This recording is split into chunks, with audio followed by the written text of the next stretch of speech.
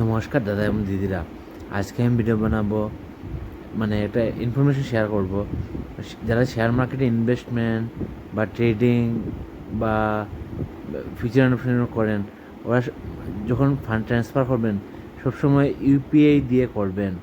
আমি দেখাচ্ছি, মানে ইউপিআই দিয়ে ফান্ড ট্রান্সফার করলে ফ্রিতে হয়ে যায়, কিন্তু নেট ব্যাঙ্কিং বা অন্যগুলোর ক্ষেত্রে চার্জ কাটে। আমি আমার মোবাইলের স্ক্রিনটা শেয়ার করছি, আপনারা দেখবেন।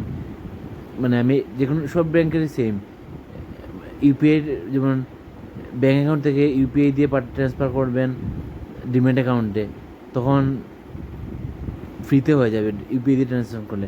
কিন্তু নেট ব্যাঙ্কিং দিয়ে যদি আপনি ট্রান্সফার করান বা অন্যরকম ট্রান্সফার করান, তাহলে একটা ফি কাটবে। মানে নেট ব্যাঙ্কিং দিয়ে ট্রান্সফার করলে 9 রুপিস প্লাস জিএসটি কাটবে। কিন্তু আপনি যদি ইউপিআই দিয়ে ট্রান্সফার করান তাহলে কোনো ফি কাটবে না, টোটালি ফ্রি অফ কস্ট হয়ে যাবে।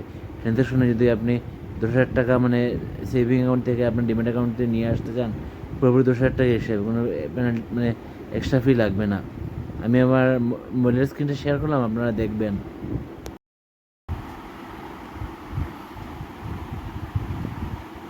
নমস্কার দাদা দিদিরা।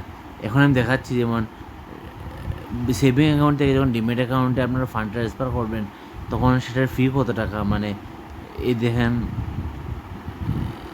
এটা হচ্ছে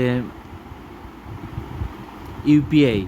যদি ইউপিআই দিয়ে ট্রান্সফার করেন, আমার মোবাইলের স্ক্রিনটা দেখতে পাচ্ছেন নিশ্চয়ই আপনারা, ইউপিআই ইনস্ট্যান্ট হয়ে যাবে, ফ্রি অফ চার্জ, কোনো এক্সট্রা পেনাল্টি লাগবে না। আপনি সেভিং অ্যাকাউন্টে 10,000 টাকা সেভিং অ্যাকাউন্ট থেকে আপনি ডিমেট অ্যাকাউন্টে ট্রান্সফার করতে চান, শেয়ার মার্কেট বা মিউচুয়াল ফান্ড বা বন্ড বা কিছু কেনার জন্য, যত টাকা ট্রান্সফার করবেন তত টাকা এসে যাবে আপনার ডিমেট অ্যাকাউন্টে।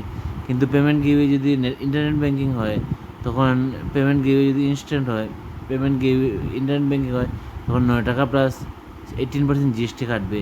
এনইএফটি হলে ট্রান্সফার করলে দু ঘন্টা সময় লাগে। যেটার কোনো ডিমেটের কোনো চার্জ কাটবে না, কিন্তু ব্যাংকের চার্জ অ্যাপ্লাই হতে পারে। আইএম আইএমপিএস এর মাধ্যমে ফান্ড ট্রান্সফার করলে ব্যাঙ্কিং চার্জ অ্যাপ্লাই হতে পারে। চেক দিয়ে করলে কিন্তু 3-4 দিন পর ফান্ড ট্রান্সফার হবে, 3 থেকে 5 দিনের মধ্যে, ওয়ার্কিং ডেজের মধ্যে। এটাও ফ্রি অফ কস্ট, কিন্তু বেস্ট হয় ইউপিআই দিয়ে ফান্ড ট্রান্সফার করলে।